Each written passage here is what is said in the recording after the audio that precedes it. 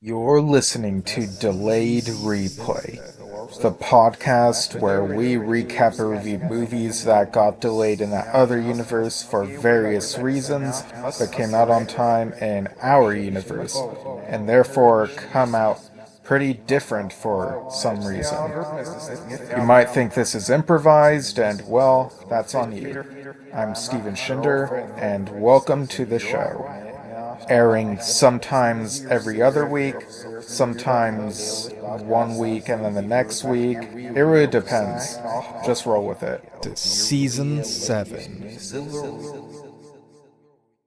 Hey everyone, before the discussion of The Bride begins, I just want to let everyone know that today, February 14th, Valentine's Day, if you're listening to this right when this comes out, I'm going to be in an improv show at Improv Collective in Costa Mesa.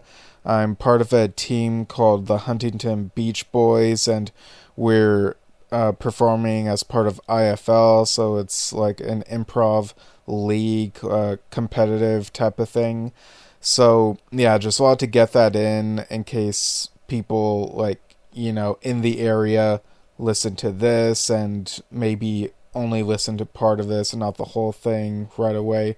And I also, this will be mentioned toward the later part of this episode as well, but my guests on this episode, Emily and Hayley, they'll be performing at Improv City in Tustin, which is also here in California, and Orange County area, and that'll be Tuesday, February 17th, 7:30 p.m. and the Costa Mesa show begins at 9:30 p.m. here on Saturday the 14th. So those are the times. Look up the places, and if you're in the area, go see either show. See all of us do improv if you can.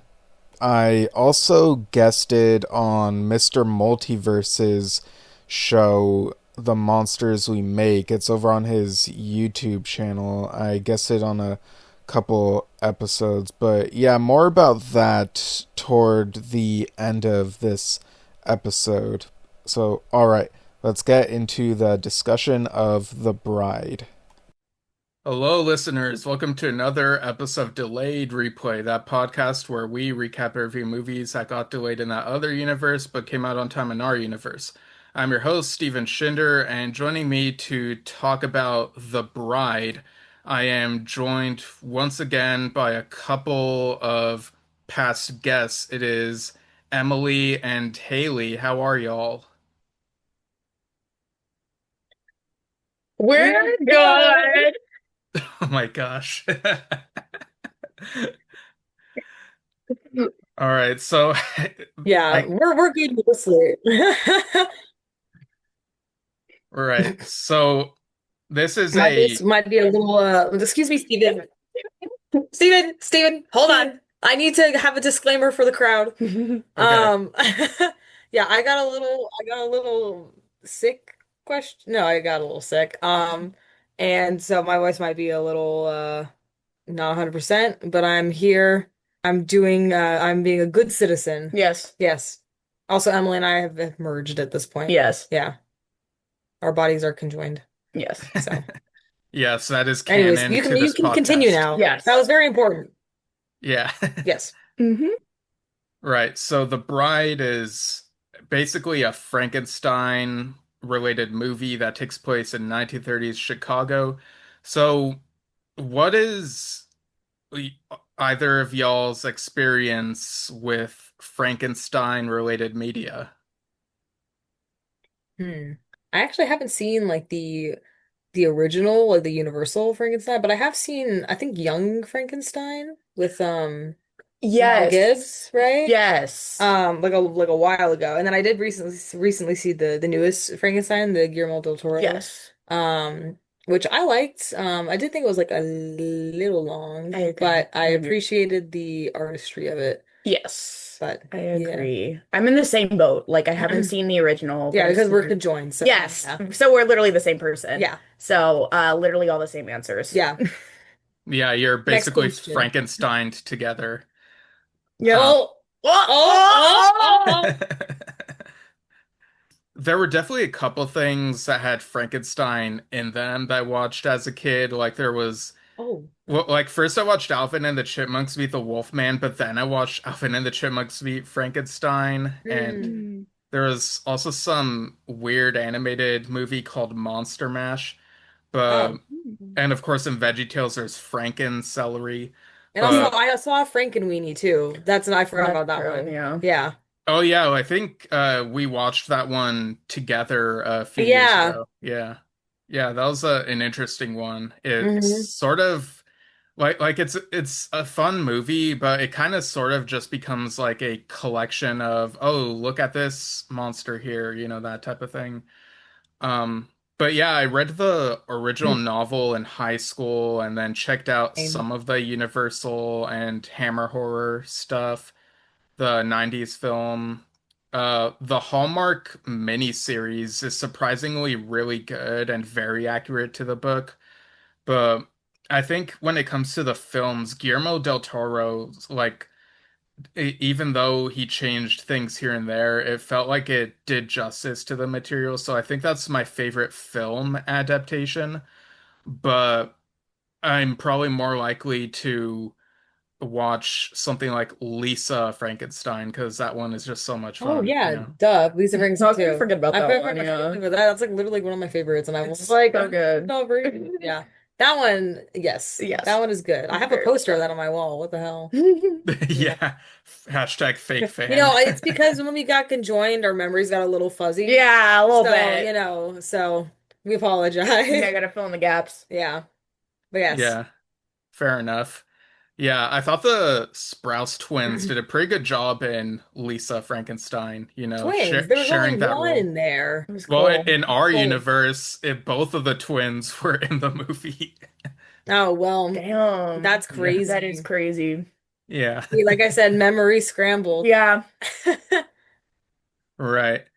So this is an interesting, like, quite a different take, and this one is written, directed by Maggie Gyllenhaal, and her brother Jake even plays one of the characters, Ronnie Reed. Hmm. The main character, the bride, in this one, she's named Ida, played by Jessie Buckley. But yeah, how'd you all feel about the way that this sort of opened up and tried presenting this like 1930s Chicago setting? I liked the setting that they chose for it because, well, because also when I initially saw trailers for it, it gave very much kind of like a Bonnie and Clyde sort of feel, Hmm. and so like I think the 30s in Chicago made sense for that because like kind of being like the mob aesthetic, you know. Hmm. Also, love to see my boy Christian Bale. Yeah. Uh, Yeah. and it's funny because Jessie Buckley because she was in Hamnet, which we She is. saw, and she looks totally different. I mean, I understand Hmm. obviously like hair and makeup is like a thing, but I like Hmm. didn't. I was like, that's the same person. Hmm. That's crazy. Because the performances are just so different too. I think Hmm. that's a big And thing. I think Maggie Gyllenhaal's husband's also in the movie too, Oh, right? that I don't know. Yeah, I think it's like the whole family is. I wouldn't be surprised though. Yeah. But yeah, no, I like the way it opened up on the setting and everything. Hmm. It kind of it felt and I also appreciated like the costuming Hmm. because it really kind of immersed you into the world right away.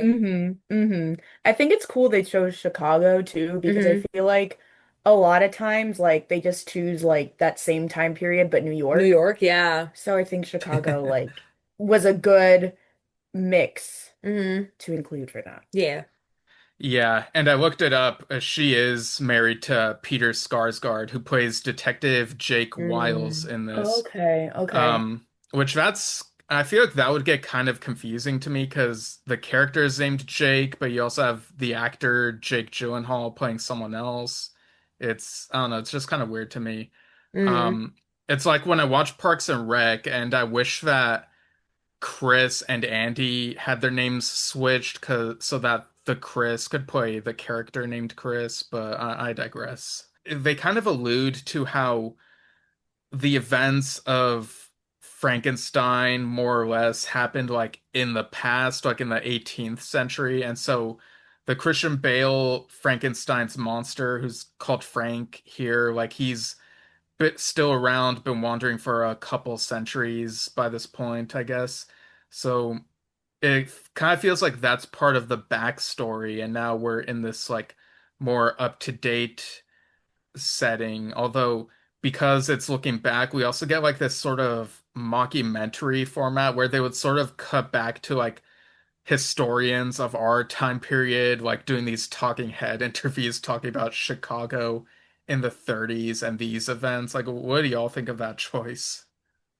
I thought it kind of like disrupted the flow a little bit, Hmm. but I do appreciate the like the commitment to the bit because I remember like even though it was kind of that mockumentary style, they did the talking heads in like that noir kind of style, you know. Hmm. So at least it kind of was like on theme a little bit. Hmm. But I was kind of like I was watching it and I was like that was a choice. That was a Yeah. decision. Yeah. Yeah, I agree because also like I get that I feel like a lot of films nowadays are trying to do a lot of genre like bending or Mhm. Break genre, the fourth wall. yes, Yeah. or genre combining. Hmm. And it definitely was a choice for this because again, watching the trailers, you don't get the mockumentary vibe No, from not at it. all. So Right. that definitely took me out for a second. Yeah. Yeah. I was A- bamboozled. Yeah. And in addition to the historians, they even interview some celebrities. What you think of like a couple of the people that we saw in this who were like interviewed? I mean, Lady Gaga was like an obvious choice, you know? Mhm. Um, so I mean, honestly, no notes for that. Great decision. Um, I'm trying to remember who else was. I mean, I'm really bad with like celebrity names too. I think they brought back like Eddie Murphy for like Yeah. one scene, which I was like kind of surprised because, you know, He's also a comedian too. that's true. Yeah. So, I mean, unless he's just like a horror junkie, like I Yeah. don't know too much about him other than some of the movies Daddy he's been in. daycare. Yeah, or like Mushu, obviously. Hmm. But Or Donkey. Or yes, Team Shrek. yes. Yeah. So it was interesting to have that contrast of obviously someone like Lady Gaga, like this LGBTQ icon, definitely, Little Monsters, you know, fan yeah, it base. like Yeah. was in like Wednesday. So Yeah. it's like makes sense. But Eddie Murphy was interesting. Again, kind of took me out a bit. Yeah.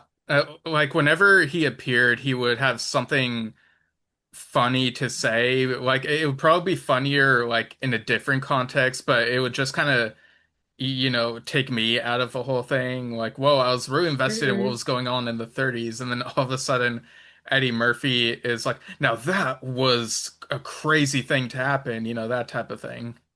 Hmm. Yeah. And another weird choice that they make. So in the trailer, you have this awesome song by Florence and the Machine, um, or I guess we could say Florence and the Machinist, because Christian Bale. Oh Like yeah. this awesome song, but it turns out in this movie, the moments in the trailer where you hear sound bites from the song, they appear in this movie in those exact same shots verbatim. So it's like you get snippets of the song spread throughout the movie, and it'll be kind of like a jump scare type of thing. Mm. Hmm. I feel like yeah, it was definitely an interesting choice, but in a way it kind of worked for me because it was kind of it to me it kind of demonstrated like the bride's kind of like fractured um like uh like memory, like conscious and whatnot. Hmm. Yeah. Because you know she obviously died and they brought her back to life. So I kind of like to me I saw it as like a representation of like yeah, kind of like the fracturing of her mind and her soul maybe Hmm. as she's brought back from the dead. Hmm. I also kind of saw it as I've never seen that happen in a movie before, but Yeah. I kind of liked it because you expect usually to hear a majority of a song or the Hmm. whole thing when it's in a movie, but this is like, oh, we gave you a little bit. Oh, you gotta watch more to like see where the rest of it falls in. Yeah, because it also kind of like mirrors the storyline too, you know, Hmm. where it's like you don't like you well you're getting like when she like dies like initially in the first like 20 minutes you're given a little bit of context, but then there's hints. It like alludes that there's more to the story, and then you kind of get more of it as the Hmm. movie goes on. Hmm. Yeah, what'd you think of the context of like why she ended up dying? Well, it does kind of suck as kind of like, wrong place, wrong time sort of Hmm. thing. But then, Yeah. as the movie goes on, was it really wrong place, wrong time, It's Or true. was it a hit? Um, but yeah, like damn, can you imagine just like dying by falling down the stairs? Yeah. That's Yeah. crazy, literally. Like some asshole pushes you and you hit your head the wrong way. I imagine they probably just did that to disarm her, and then they were Hmm. gonna go and like finish the job, and then she was already dead, and they were like, "Well, our job here is That's done." it. They just walk away. Yeah, because she accidentally stumbled upon some meeting between mobsters, like mob Hmm. bosses and stuff, who are like bent on taking over the city and stuff. And they basically like, Catwoman and Batman Returns her, like push her down and she ended up Yeah. dying. Hmm. Um, but then Frank and Dr. I always forget how to pronounce her name. Dr. Euphronius, she's played by Annette Bening. They dig up her corpse and basically reanimate her, and then they like Hmm. explain the whole like Frankenstein thing to her. Um, yeah, what'd you think of like this introduction to Frank and the doctor here? Christian Bale. Hmm. That's Hmm. all I'll say.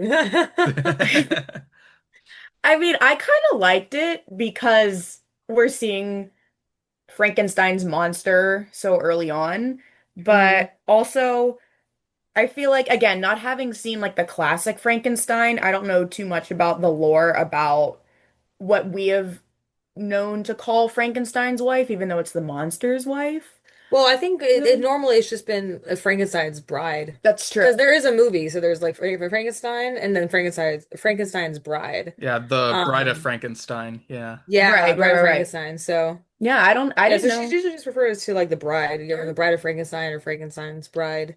Um, Yeah, but I like but this take. yeah, he's just like a guy. He's a guy, she's He's a just girl, but listen, dating's hard. yeah, I mean, Yeah. that's I feel like it makes sense. Like they're basically taking this girl and trying to make her it's like we're bringing you back from the dead, giving you some new life. Like You we're know? giving you, I feel like also too, it's like, because when you're going through the cemetery, you could see like, when someone was born and when they died. Hmm. And maybe because like, you're just pretty young when she died. So it's Hmm. like, foul play, like she Hmm. didn't deserve to die that young. So Right. maybe in their mind, it's like kind of two birds, one stone. Frankenstein was like, or Frank could be like, oh, maybe I could get like a friend or a companion and Hmm. also give this person like another shot. Yes, yes. Yeah, but I also wonder if there was like another bit of commentary there. Like, Frank has been around, he got reanimated 2 centuries prior to this at most, I guess. And looking for a corpse, it's like, oh, this woman died young, let's bring her back to life. That whole thing of like there's some like disgusting old men who will like go after the younger women type of thing. Like I don't know, am I like reading too much into that here? I mean, honestly, with this movie, I didn't really get that vibe, although I do like, I have seen that plenty of times in other media. Yes. I think mostly, honestly, I'm gonna say it didn't give that vibe because it was directed and written by a woman, Yes. Hmm. So I feel like, Maggie Gyllenhaal was like very intentional with how, scenes were directed and how the story was written. So Hmm. to me, it didn't feel like that. Hmm. Um, and also just because like Frankenstein or Frank, the doctor, yeah, is a woman, so it's kind of like, it's kind of, and it wasn't like, oh, we'll bring her back from the dead to like just for my own like evil purposes. Yeah. It was very much Yeah. kind Well, of like to like, be fair, doesn't say like, "Oh, I want her to be my bride." Like he doesn't say that until like he doesn't really that's not the intention right away, so yeah, I totally get that. I think it's like after she comes back and they kind of spend time together, he's like, Yeah. yo, we're both dead. That's true. Yeah. Yeah. So I think that's kind of why it was like, yeah. Yeah, I didn't really get creepy vibes, like creepy old guy vibes either. And I think also because granted this is a little more like supernatural and like the Yeah. typical monster story. So, And you're already rooting yeah. for the monsters in the Yeah. first place, you know? Yeah, I wasn't getting the idea of like, oh, I want to prey on this younger woman. Yeah. Right. And he does allude to how, like, back in the day, he tried getting, Dr. Frankenstein to make him a bride, but then he was like, there are so many choices that were too hasty back then. Like, I was really young. And so, yeah, it feels like he's not really looking for that actively as much as one might think. He's So, matured. yeah. Hmm. Like it only took 200 years, but he's a guy, you know. Exactly. I mean, that's like on average what I've experienced, you know. Hmm. It's like a long time to Oh yeah. develop that frontal cortex. Hmm. They kind of come up with this revenge plan because like they want to like stop the mob and like save hmm the city and whatever. What'd you think of this whole portion of the movie where they're trying to like plan all this stuff? Yeah, I thought it was a choice to have nunchucks as when they're trying to gather weapons. That they bought from like a woman named Gladys. Yeah, Yeah. She was like yeah. an arms dealer. It was kind Yeah. of funny. Honestly, love Gladys. Queen. Yeah. Because again, like you would think in the 30s especially it would be buying those from a dude, and I'm glad they subverted that. But hmm also when you think about the mob and especially the time period, you think about guns. Yeah. Yeah. Yeah. No, no. Yeah, Yeah. But then maybe it was to symbolize how they're different, you absolutely. know? Absolutely. You And how know? they're subverting things. Exactly, Yeah. exactly. They're like, we're gonna do things. And also nunchucks, there's, two nun in chucks. Hmm. So it's like you symbolizing Frank and the bride Absolutely. chained together. Absolutely. Yeah. Um, but yeah, no, I thought like other than like the kind of the nunchucks I did think was like a little I was like, oh, that was a weapon. Hmm. That was a Hmm. decision. I did think the whole kind of like montage of them kind of planning and doing all that was fun. Because then you kind of see a little bit more of like they have like some overhead shots of like the city and just kind of Hmm. like establishing shots. So I like the setups for those like in the obviously in like the to see Chicago in like the 1930s like and Hmm. seeing all the extras like kind of walk around set the scene. I was like nice. Hmm. Hmm. Yeah, and it looks especially good. Like this movie, so for us, this movie came out like late September, early October, something like hmm that, Very spooky shortly season. before Guillermo del Toro's Frankenstein came out. Hmm. hmm But later on when they did the re-release, it was in black and white, I guess to like sort of look like the Universal like 30s Frankenstein movies. And in that version, the architecture, it looks so crisp. Like, did either of hmm you get to catch that re-release in black and white? I saw it and I yeah, like the architecture was yeah, I think it was because of the contrast, of the Hmm. shadows and all that. And I thought it was really cool. I will say like I think each film has its own merits, but I usually prefer like the color version because I think Hmm. they like the way Hmm. they colored the film in like the original version was very well. Yeah. Especially with the bride's like bright like orange dress and everything and how she kind of stands out. Um, but I do like appreciate that they did like kind of like an homage to like the original Hmm. kind of Universal movies. Yeah, and just so there aren't like any people in the audience who want to correct us, like, yeah, we know there were probably Frankenstein movies before the Universal ones, but the Universal ones were like the first famous ones. So, hmm Hmm. yeah, just so Yeah, like so you can't nobody's, cancel us. yeah, yeah, you can't cancel us. Yeah. But yeah, we also got Penelope Cruz as Myrna Malo, who's also hmm like involved in some of this mob stuff. We got like a bunch of like really talented actors in this, and Frank and Ida, they gather their own like group that also wants to go up against the mob. And I think a few of these people are in that Florence and the Machine music video, like a few of the dancers, but there are like other actors as well. What'd you think of the vibes between like all the members of this group? It was it was interesting because I feel like not that it felt like a hodgepodge, but I think it's a choice when you put like mortal enemies in the same room. Because yes, Yeah. it increases the conflict, but at the same time, it's like, how are you expecting to get everything done You that mean when you, they like teamed up with the detective, yeah, right? Yeah. yeah. Because it's like, it's kind of like, okay, obviously the detective's after like the mob and kind of the Bonnie and Clyde Hmm. situation between the Hmm. bride and Frank, but Hmm. they have the a common enemy, so they must unite. But Hmm. yeah, it did create some interesting scenes of tension. Hmm. Um, and then obviously like it did lead to kind of like an understanding a bit more. Hmm. So I was like, oh, that was nice. But yeah, it was Hmm. interesting. Yeah. Yeah, and I thought it was kind of funny how when Jake Gyllenhaal's character first sees that Ida is like undead, he like sort of can't believe it, and then he like goes to see a psychiatrist, and so we would see these sessions with a psychiatrist. What'd you think of those moments? Gotta love mental health in the 30s. Yeah, especially in the 30s. I loved how Yeah. it was essentially just like ink blots, and it was like, what do you see? And it was like all he saw was like the bride or like Hmm. omens of like death.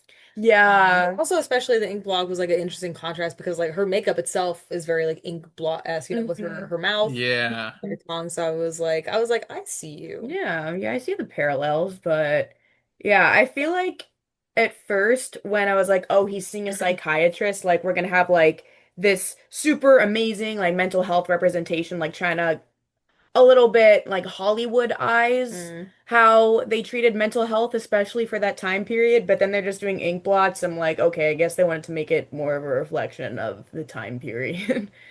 Yeah. Yeah.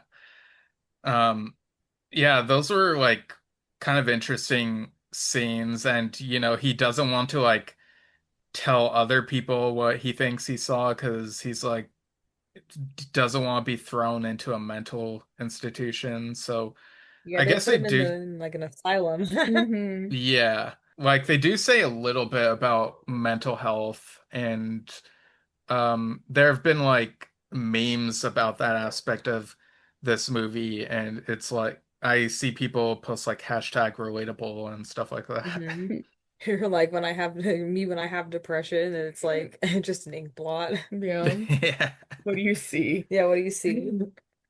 How does it make you feel? right. We get to see this party that Ida and Frank and their whole group have. There's a lot of gelatin. Some of it is green. I guess just like a little tip of the hat to like the depictions of Frankenstein's monster where he looks green or something. Also, I Hmm. don't know if you saw in that scene, but like one of the gelatins had a little giraffe in it.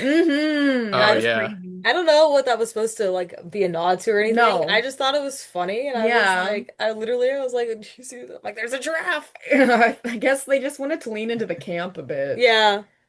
Yeah, well, I saw an interview like after the fact where Maggie Gyllenhaal was explaining the giraffe is supposed to remind you of Toys R Us. It's like people in the city of Chicago in this time period are super aware of this thing where they're like, we are toys, we're merely playthings for these other people who are in control. And when she said that, like that totally blew my mind and like the way I looked at the movie when I rewatched it. Yeah, that's fair. I also think that like wasn't one of the mob's like money laundering fronts like a toy store too? So I think it kind of Yeah. adds to that. Yeah. Makes sense. Yeah. What's the Toys R Us giraffe's name? I have no It clue. didn't have a name. The He did. giraffe has a name? Yeah, and Toys and like Yeah. for Toys R Us specifically. I just Oh, don't know what it This I is. don't is know. important The information we have to share with the public. Yeah, the movie Roofman never disclosed this info. What the heck? Jeffrey the giraffe. Jeffrey, yeah, that was it. Yeah. We Jeffrey the honestly, giraffe. we probably could have guessed that. Just yeah. My name Jeff. For real. Right, but speaking of giraffes, this is quite an animal kingdom, you might say, the way the whole city goes wild when like the different factions are like fighting each other. What'd you think of the cinematography during these like sort of actiony moments? I liked how it like kind of like each person kind of had like their own little like scuffle or Hmm. battle with someone else. So I liked how it kind of because at this point it's not just the bride and Frank, it's also like the people that they teamed up with. So Hmm. I like that it shows that each person is kind of like doing their part, fighting the good fight and all that, and kind of almost feels like each one has like their own little like mini spotlight. Hmm. And then it kind of pans out and then you see everyone as a collective effort kind of like fighting amongst the other side and everything. So I was like, that was interesting. Hmm. Um, it also kind of when you said Animal Kingdom, it like low-key reminded me of Mean Girls. With like all the Hmm. scenes in the mall and stuff like that. Hmm. But yeah, not necessarily from the movie, but just your comment. I was like, oh, Mean Girls. Yeah. Yeah. Yeah, October 3rd and all that. hmm Actually, I think this movie did come out October 3rd for us, if I remember No right. way. Solidarity. Yeah. Yeah. Yeah. So, okay, yeah, it did. Nice. Damn. I know. Yeah. So, we also, over the course of this, Ida and Frank, they bond, and Frank makes this comment about like the Bride of Frankenstein, and then she's like, "No, just the bride." What'd you think of that whole thing?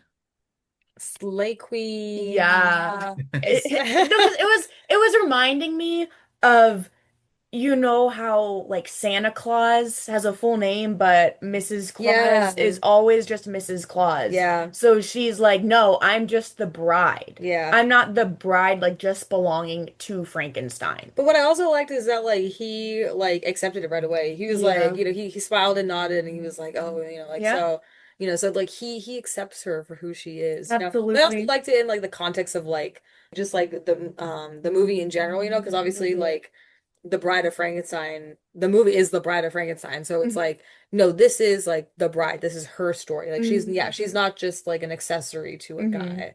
guy. So I like that they kind of like, so they basically kind of like to me like reclaimed the character, Mhm. but then also Yeah. still made it so she wasn't like, oh, you, Frankenstein, It's not like Yeah. they got him like, so he accepted her, and I was like, that's cool. Yeah, she like keeps her maiden name. Yeah. Mhm. Yeah. Yeah. I thought that was an awesome moment. People in my theater clapped during that moment, even though it was already in the trailer. So I thought Are that you was sure? kind of funny. And everyone clapped. Everyone. Yeah. Yeah. There was like one guy who like groaned and then got up and left, but like who cares about that The guy, movie's not for you, buddy. Yeah. You're not the target audience. Probably didn't like Barbie. Yeah. Probably Fuck just liked him. Oppenheimer. Yeah. Him. Yeah. Also the Hey, go music watch Mercy or something. Also, the music for this movie was done by a woman. I don't know if I'm pronouncing her name correctly. Hildur. Um, I'll just try pronouncing it in post and then insert it here so I don't embarrass myself. Hildur Guðnadóttir. She's Icelandic, but she's worked on other movies like Joker, Mm. Journey's End, Tar, Nia DaCosta's Candyman movie. Oh, Um, okay. So, oh, and also worked But on wasn't 28 she? years later, The Bone Temple. Yeah, I was gonna say. I'm like when you said. I'm like. I was like. I feel like I saw that name Hmm. in credits somewhere. So yeah. Yeah, we all saw that movie recently. Yes. Um, Hmm. Go yeah, watch it. It's good. Very good. yeah, it's so good. Make them make a third one. We need We part need three. it. Yeah, hashtag 6 seasons and a movie. Literally. Yeah, but hopefully there's a third one. But yeah, that was a fun time. But yeah, what'd you think of her music for this movie? I was impressed. I liked I it. I mean, Yeah, I was impressed with her 28 years later. absolutely. And so I feel like it carried over. Obviously, like it was a little bit different stylistically because it was Hmm. kind of more of that kind of, 1930s music, like kind of Hmm. like, mob-esque. There were still elements that were a bit kind of uncanny or kind of chilling to kind of add to Hmm. like the monster effect of it all. So I think like it worked well as a blend overall. Absolutely. Absolutely. And I'm always a fan of just like letting women have a stronger part in the movie industry anyway, so it Hmm. was cool to see her come back and do this. Let her cook. Literally. Yeah. Hmm. Yeah, and like those violins, like that there were definitely hints of like Victorian times or like 18th century times and stuff like that. So, Hmm. Hmm. yeah, it was a really great score all around. Like sometimes I'll be like listening to it while I'm trying to work on my writing and stuff. Nerd. Wow, rude. No, no. No, it's good music to listen to in the background too, you know? Um, so I respect your decision. Oh, you listen to it in the background? I listen to it in the foreground. We are not the same.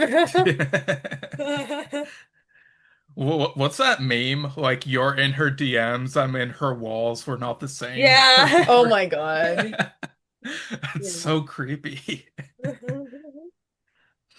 Woo. I guess it's appropriate that we're talking about this, like, around the time of Valentine's Day. I feel like there's kind of like a little bit of like a tradition of horror and Valentine's Day. Like the Universal Dracula movie came out on Valentine's Day. Silence of the Lambs came out Valentine's Day, so it's Oh. kind of a thing, I guess. Yeah, I don't know, like Okay. what other yeah, I know like the other nights and I yeah, I think think I Lisa last year came Frankenstein out. was like Yes, a week before. that Yeah. makes sense. Yeah. I feel like horror and romance go very well Yeah. together though. Yeah. Because romance is scary. Yes, Am I right, Dan? absolutely. Yeah. That's why they do it around that time. How do y'all feel about the way that like, that they sort of were winding down this conflict in the movie? I'm gonna say it. I'm glad, spoilers, I'm glad Jake Gyllenhaal's character was shot. He was an asshole. Yeah. Yeah. Sorry, Emily. I mean, it's His his character. character, obviously. Yeah, he does have, I feel like, a reputation sometimes of playing the asshole, which Hmm. is Yeah, like interesting. But also it's so Nightcrawler. funny that like his sister's when she's like, Yeah, you brother are the ass. you're gonna die. Yeah. That's funny, Yeah. but yeah. I mean, I was rooting for the bride from the beginning, so it makes Yeah. sense that she comes out like on top. But Okay, so just pausing right here to warn the listeners that there will be a spoiler for the Divergent series. So after this warning, pause, skip ahead 30 seconds if you care, or if you don't care, just listen. Live your life. also, I always feel like it's a choice when a protagonist is killed off. I'm thinking of the Divergent series when I say that. Um, Oh, really? yeah, because in the book, the main character dies and the book still goes on.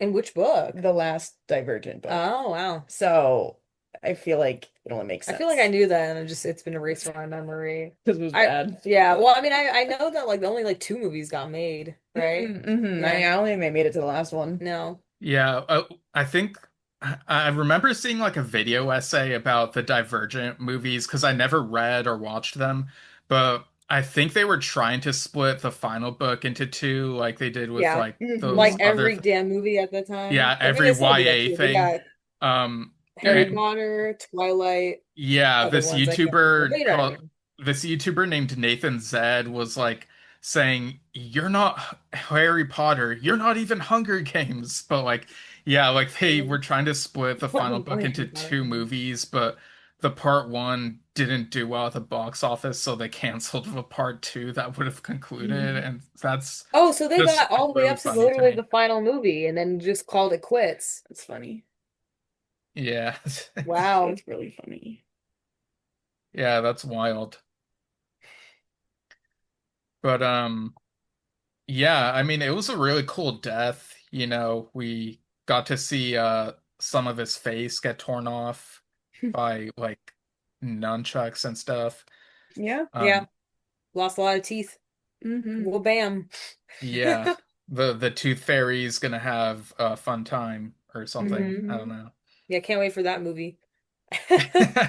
Tooth Fairy is actually a mob boss who Yeah. collects teeth. Yo, Right. actually, okay, Listen, hear me I'm out. trademarking Industry. that. Yeah, like a gritty reboot of The Tooth Fairy starring The Rock, but it's a period piece and not starring The I was gonna Rock. say that too. Yes. Oh my God. Yeah. Dad, do you remember that movie? That was crazy. That Yeah. movie. Oh my God. Yeah. Yeah, if you want Um, to see the Rock in a tutu, you can, There you go. yeah, Check it Tooth out. Fairy. yeah, I thought that the conclusion was kind of nice. The mob gets basically uh they are defeated. They like are chased out with their tails between their legs, and so it's like now the people, the have-nots who have been suffering under the mob get to try to rebuild Mm. Chicago. I kind of feel like with this kind of conclusion, like to me, I was thinking, well, I feel like this sort of resolution is probably temporary, just thinking of like history and stuff, but it's a victory for them in the moment. But I don't know. How do y'all feel about it? Well, I feel like in general, whether this movie gets a sequel or not, movies always try to leave it a little bit ambiguous to Mm-hmm. try to tease that maybe something could come because you want to leave the audience wanting more, number one, but also, like, unfortunately, we live in a consumerist society, so they want money for more movies if it Yeah, did well. yeah. The Bride 2, Yeah. Too Fast, Too Furious. Literally. Too Frank and Bride, Too Frankenstein. yeah, Frank and Ida fight in World War II or Oh something. my God, can you For real. imagine? Um, Yeah. yeah, I think the way it ended, like, yeah, obviously they've left it open Hmm. for a sequel, but if a sequel never happened, then I still think the ending was like satisfying in that way. Yeah. Where everything was kind of tied up. It wasn't like Avengers, we have another mission for you. I'm Yeah. assembling a team. Yeah. It was very Yeah. much kind of like, okay, there's hope for the future, and maybe with that Yeah. hope, Frank and Ida could like, maybe go out into the world and meet more people, or, Hmm. yeah, maybe another conflict will happen. But the story of the movie that we watched is done, is complete, and then, obviously it's like an open world, so anything can happen. Yeah. But I think it ended in a way that like, if no sequel was made, Yes. then it ended fine. Correct. Yeah, they didn't try to do a cinematic universe thing like League of Extraordinary Gentlemen or Van Helsing or anything like that. Um, what do you think of Oh my the League of Extraordinary Gentlemen. Uh, yeah, what about it? it's one of those movies where it's like it's so bad it's good. Love those. Yeah, I haven't seen it since high school, but a little while after I read like one of the comics and I was like, wow, this comic is like really bad. Whereas the Oh, movie was like kind of fun. Van Helsing was like actively bad though, I thought. Um how dare you? uh, well, it has sing in the title, but you never hear Hugh Jackman sing. Like it's can what a you imagine? ripoff. Oh my He's like vampire, Yeah. become stay you. God. That'd be great. Yeah. That's our pitch for the next movie. Absolutely. Van Helsing the musical. Mm-hmm. Mm-hmm. I'll call Hugh. He would say yes. You know he would say Yeah, he would yes. be like, what's a deep it down? What's Diva down. Yeah, but y'all also mentioned how like there's this hope that maybe someday Ida and Frank can go out into the world and be accepted. Like I've seen different interpretations where people have been connecting to this idea, you know, Mm. comparing it to like interracial marriages, interfaith marriages, and even, queer marriages and relationships. Do you think that this was like an intentional choice, or do you think this is something that people, they watch the movie and they compare it and connect with it because it reminds them of that? Well, I think like obviously art is up for interpretation, but I think like just the very existence of the monster as the main protagonist is in itself like the other, right? Yeah. So I Right. think anyone who feels othered by society is gonna automatically connect with that protagonist, you know? Mm-hmm. Um I think like, and horror has always been political, horror will Absolutely. never not be political in my opinion. Absolutely. And so when you position your story as from the perspective of the monster, it's always going to be someone who feels kind of sidelined by society or Mm-hmm. othered in some way, Mm-hmm. whether that be race, gender, sexuality, anything like that, because they don't fit in with Yeah. what is considered the norm. Yeah. So I think like even if it wasn't intentional by, the writer, director, or anything Mm-hmm. like that, it automatically becomes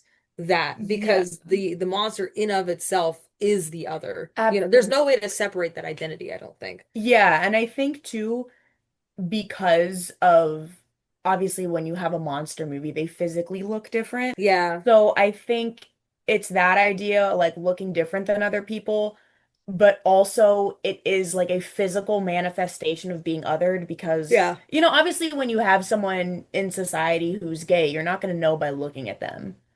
But in Right. this way, it's more like, no, this person is physically othered. Yeah, it's more kind of like it's a shortcut to show you, you Yes. know, Yes, absolutely. how they're othered. Absolutely, absolutely.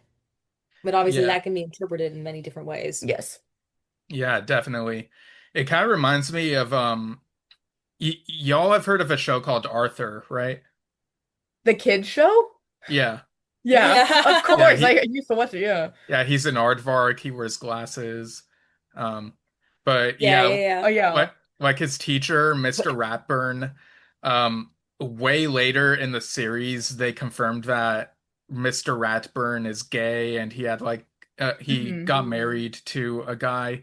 And I was thinking about how like when I was a kid, I never really speculated that Mr. Ratburn was gay, but apparently other Hmm. people did speculate. And so now, like, having that context, that confirmation that he is gay, it kind of makes me see like a couple past episodes differently. Like the one where he's introduced and the students think he's a monster, but turns out he's a normal person. I'm like, oh, that could kind of be viewed as like, oh, you might think gay people are bad, but they're actually, just normal people. Or like later on when like he has work being done on his roof or something, so he has to stay over at the Reed residence and he's like their house guest and Arthur is like we can't have him Hmm. here. It's unnatural. But then he sees how he also loves watching cartoons and stuff. And so it's like, oh, you might think he's different, but he's still like a normal person. And so you could kind of look at those episodes through that Hmm. different lens with that Your context. judgment is preventing connection. Mhm. Yeah. Yeah. Also, Arthur is the OG hater. Yeah, he needs to calm down. Yeah, Why? calm Just because he down. punched his sister? Y'all were like so Yeah, toxic silent when I said masculinity. that. Like you've seen that meme, right? Were you silent Or or are were you you silent? silenced? Oh my gosh. Yeah, okay. So was there anything else you want to mention about this movie before we go into final thoughts and ratings? Christian Bale. Yeah, That's it. that's it. That's all. That's all. Yeah, that American Psycho guy. Yeah. Mhm. Um, Yeah. Hmm. Also, Jesse Buckley's very good at him in it. Yes. Queen. Queen. Hmm. yeah, definitely. Like I think she's gotten like some recognition for this role, like a lot of it. Like all the praise has been going her way, so this is definitely a Hmm. huge Yeah, well, the movie performance in was her more career. about like her, honestly. As Absolutely. long as Marty Supreme doesn't win anything, I'll be okay. You don't need more movies about men with their egos. Dead We have ass. enough of those. Dead ass. Give me a movie about a woman with her ego, you Yeah, know? but like she's not like it's not like toxic. Like it's good. Yeah. Because you know, like people try to be villainizing women out here. Yeah. Yeah. I was listening to a podcast where uh they were like listing their top 10 films of the year, and then they got into a tangent. They wanted to discuss spoilers of Marty Supreme, so I had to like fast forward 3 minutes, and because I was like, I don't want have to watch this movie. Like, I don't want to pay to like $20 to rent it digitally or whatever, because I've heard like mixed things about it, so I don't want to like spend that much on it, you know? Hmm. You know the Oscar nominations, like if it's like for an actor, it's just gonna be some like white guy screaming, you Yes, know? no, for real. Yeah. It's always like always you see I always see Oscar nominations like for performances. It's just someone being really angry. Literally, It's like like, is what that the the fuck? only emotion? Is that your range? That's it. Yeah, I'm not into award shows in general, so yeah. Just no one can be happy because they're all the choices that are pretty bad, and it's like people just love the movies that they love, so it's like, why even have the award shows?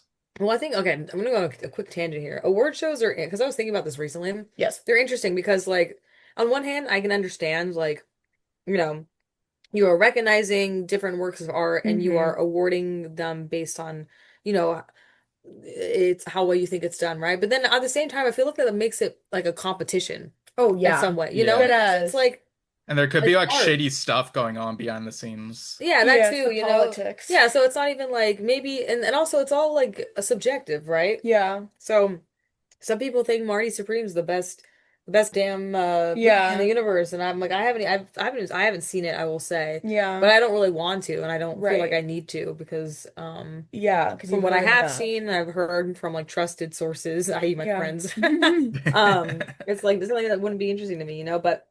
There are other movies I've seen that I'm like, wow, this is really great. Specifically horror. I feel like horror never gets It gets nominated for snubbed. anything, you It gets know. snubbed That's a why I'm lot. hoping Sinners like gets something, you Mhm. Oh, know. they will. They Because will. well, because horror also like yeah, the horror is such a range because you have like the campy horror, but then you have Hmm. like the horror that is like a metaphor for something, right? Yeah. And Yeah, horror, like like The I said, even if it's Substance. campy. Hmm. Horror, even if it's campy or whatever, it's always a political in like some way, Dead ass, you yeah. know, even if it's like a very, you know, even it's just like the feeling of like, oh, I'm different than other people, you know, that is still, you know, inherently political. Yes. Um, and so it's, yeah. So, I hope Sinners win something, Hmm. and I think people should give horror movies more credit, and Hmm. award ceremonies are kind of, like competition for the arts, and that feels, wrong to me. Yeah. But, and also, like, I think going along with that point, I feel like people do things just for, like, the Oscar bait. Exactly. Like Wicked when they Yeah. added the two songs. And they didn't even get nominated because Yeah. both of those songs sucked. Yeah. So, yeah. Yeah, I mean, with Wicked for Good, it had been so long Too since wicked, I'd, too good. yeah, Too Wicked, Too Good. It had been so long since I'd seen the stage version that I wasn't really able to pick out which of the two songs were new, It honestly. was They the just, girl in the bubble where it was Glinda's solo song and then okay, that Elphaba's makes song with the sense. animals. Oh my God, it's so bad. Okay. At Yeah, least I don't know. I thought they blended well enough with the other songs, but yeah, I the oh, I would movie say could like have out been of the better. two, I preferred the Elphaba one just because it added more context. You actually see her interacting with the animals because at the Yeah. stage play you don't really. But Glinda's song was Yeah. so boring. I'm sorry. I didn't like it. And also, well, I guess like the song itself was okay, but like the way they shot, like she was just walking around her room, like oh she's like looking in the mirror and it's like Yeah. perspective changes and everything. I'm like that's cool, but the set is so boring, Yeah. you know? And I don't care about Glinda's backstory. This isn't her story, it's Yeah, Elphaba's. The story, who well, I can think they just like relate kind of to both of them, you know. someone But who can relate to someone just being in the room, walking around singing. Nobody can relate to that. That's not a I mean, universe. but we cut from like March of the Witch Hunters to her just like walking around. That's so boring. They should have extended March of the Witch Hunters to like a lot. They needed more ensemble songs, Yes. in the Yeah. second half. Yes. Yes. Anyways, that's my soapbox. Wicked. Anyway, Yeah. anywho, Wicked should have been more horror. Wicked should have been more good. literally. I guess we could go to final thoughts and scores. So, what are your final thoughts on The Bride, scores out of 10, and unit of measurement for those scores? I would say um it was interesting. The mockumentary aspect took me out a bit, Yeah. and I feel like that also kind of got dropped as the movie went on. Yeah, it was So really random. yeah, so the continuity there was not the best. The fighting sequences were cool. And I love the women representation. But in the end, I will have to say, out of 10 nunchucks, I will give this 7. Mm. I would say out of giraffes, Okay, that's good. so That's like the little good. giraffe, Yeah. I would say like 6.5, like 6.5 Yeah. out of 10. Yeah, mostly for me, like the mockumentary thing. Mm-hmm. Because like it doesn't show any aspect of that in the trailer, and yeah, they did drop it. So I was like, Mm-hmm. why did you think this was a good idea? Yeah. So that kind of made it a little lower for me, but otherwise, I would watch it again. Yeah. Yeah, I think the next time I watched it, I enjoyed it more, but mainly because of the like black and white aspect. I don't think I enjoyed the mockumentary aspect more than the first time around, honestly. I guess I would give this one, I guess I'd also go with 7 out of 10 gelatins. Like, there is a lot to Mm. enjoy about Good this callback. Good movie. callback. Sorry? Oh, I was saying never mind. Continue. Okay. Um, yeah, like I It thought was a this. glitch after we merged. Yeah, I thought that the performances were great, and Mhm. like we've been saying, women representation being front and center. But yeah, the like mockumentary aspect and even the thing of like being surprised by the fractions of the song, like I wasn't quite into that. It kind of reminded me of when that trailer for Suicide Squad came out like 10 years ago and it included Bohemian Rhapsody, but it would like stop mid-song, like be silent without music for a bit and then continue through a different part of the song, so I couldn't even sing along to it. So, yeah, I enjoyed this. It definitely could have been better, but I'm glad that it was made and that I saw it in color and in black and white. Yeah. Yeah. All right, so I guess that'll do it. Thanks for joining me, Haley and Emily. We prefer to be called Emily. Emily, yeah. But I'm not Emily. Emily. I'm Haley. Or you can call us Nick. Yes. Yeah. Right. Yeah. Is Collectively. there anything you'd like to plug or like recommend to anyone listening? Yes. We have an improv show. Hell yeah.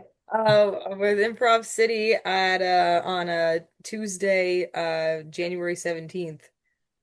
So if you want to see us, February 17th. yep, February, 'Cause we're in February, February now. February now. 7:30. Sorry, it's the merging. Yeah, My it- memory is still Yeah. kind of But yeah, February 17th at 7:30. 7:30. $10 Tuesday. Yeah. So So bring your $10 and a good attitude. yeah, be there, be square. Right. Yeah, Also watch Lisa Frankenstein, yeah, watch Lisa Frankenstein. another Um, movie with women. yeah. Why are you laughing about it, Steven? Yeah, it's not funny. You So think the women are movie is trivial? funny. What? You think the movie is funny? Yeah, it's intentionally funny. It is, but why did you laugh like that? Don't you think the laugh was suspicious? Yeah, a little sus. Nick? Yeah, Nick. What's so suspicious about my laugh? The timing was just very interesting. Yeah.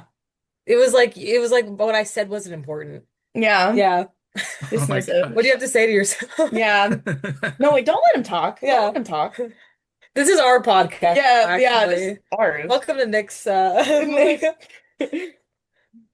Nick with three C's, by the way. Nick with three C's. We're taking over, Steven. Sorry. Yeah. All right, this podcast is canceled. Thanks for joining. Also, go see Bone Temple. Boner Temple. Eh. Yeah, hopefully it's still playing near people. Because that movie definitely deserves to be seen. Yeah. Mhm. It deserves to be seen and heard. And heard. That's Yeah, right. just like us. No, like us. Yeah, us not women. you. Yeah. Us women. We're All just right. using you as a platform to Absolutely. share our ideas. Yeah. All right, glad I could be of service and whatnot. Gladys. Gladys.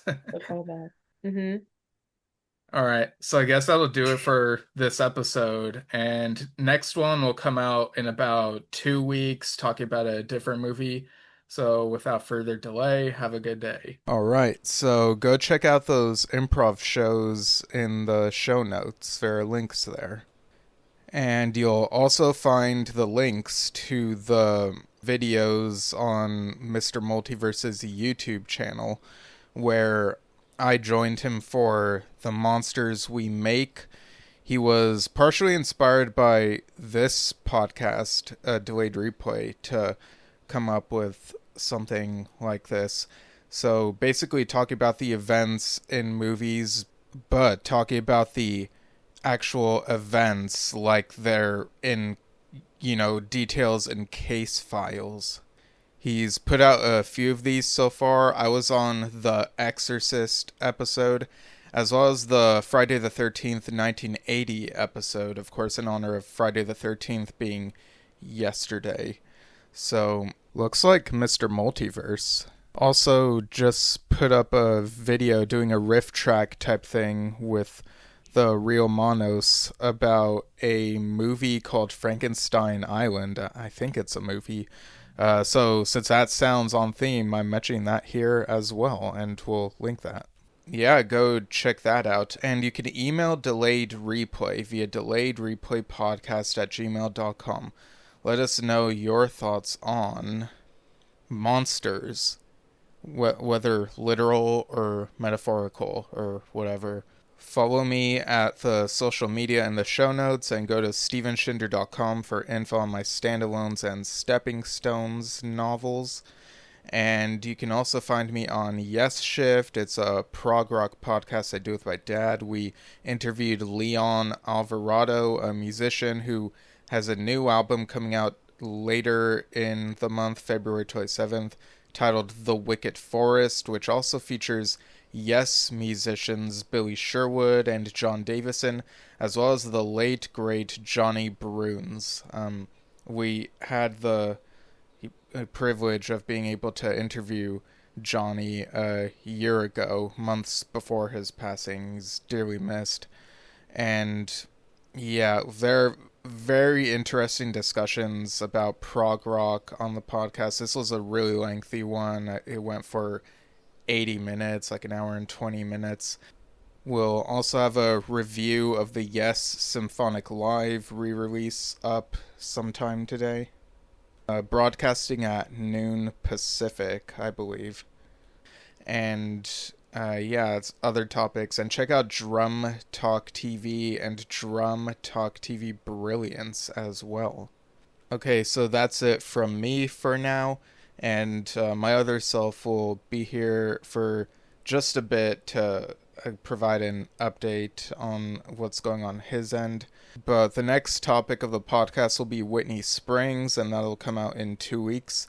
So keep an eye out for that. And without further delay, here's my other self. Hey everyone, so I don't really have that much new to say other than what's been said. Check out the improv shows, check out that YouTube channel, and I still don't know yet when I'm adding more stuff to my YouTube channel, Steven Shinder Reviews, in video form, but I guess subscribe to that so that stuff, you get notified and stuff, turn on the notification or whatever thing. And I've been rewatching a few movies and seen a few that I had not seen before. Haven't really seen any new movies this past week. New episode of Starfleet Academy was decent. Still keeping up with that. But yeah, not a whole lot. But one of the movies that I saw that was new to me came out in, I think, 2018 or something like that. And it was The Miseducation of Cameron Post. And this was a really good movie. I think it's based on a book. It stars Chloe Grace Moretz, and it takes place in the 90s, 1993, I think, and is basically about her being sent to her character is sent to a conversion therapy center. And, the film is very much from her perspective and the people she meets there. So it's definitely on her side and not on the side of conversion therapy. Love is not just hetero, it comes in other forms. Queer love is valid. So it was a really great, well acted film. It left me wanting to see what happens after the events of the movie. But of course, there's just the one movie. So yeah, I definitely recommend it. It's at least an 8 out of 10 for me. It's pretty good. But yeah, so all that is to say, queer love, hetero love, and all the other various forms of non-romantic love, including love between friends, love between family. It's a wonderful thing. So be good to yourself and to others this Valentine's Day and any other day of the year, really. It doesn't have to just be this day. So yeah, hope you enjoyed this episode. Happy Valentine's Day. Happy belated Friday the 13th. I've kind of been calling today Friday the 13th part 2 just as a little joke. I even rewatched part 2 for Friday the 13th. It was okay. I'm kind of doing this thing that a podcast I listened to called Horror Movie Club did, where they watched a different Friday the 13th movie each Friday the 13th over the course of several years. So I guess I'm making my way through those, rewatching those, because I don't know, I feel like my tastes have kind of changed, so marathoning them would feel like a lot, but yeah, so this is more doable, I guess. But yeah, happy Valentine's Day. I might even give the movie Valentine's Day a rewatch. It's been a while. Be well, everyone, and without further delay, have a good Valentine's Day.